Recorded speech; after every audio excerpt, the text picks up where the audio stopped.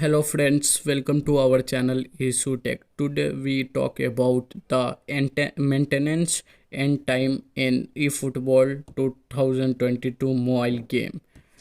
You know, you know that in India the maintenance end time is 1:30 p.m. and many other country have many other time. But I am from India and now time is 5:57 p.m. But in this time the game is not opening.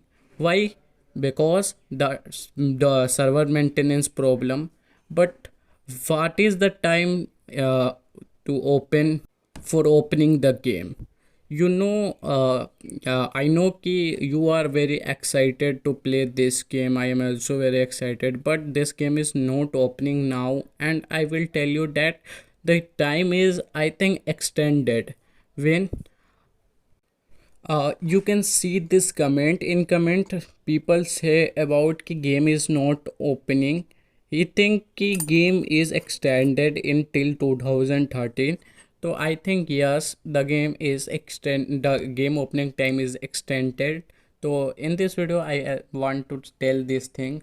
If you like the video, then press like button, and if you want to know about this game, you can subscribe my channel. Bye bye, tata, take care.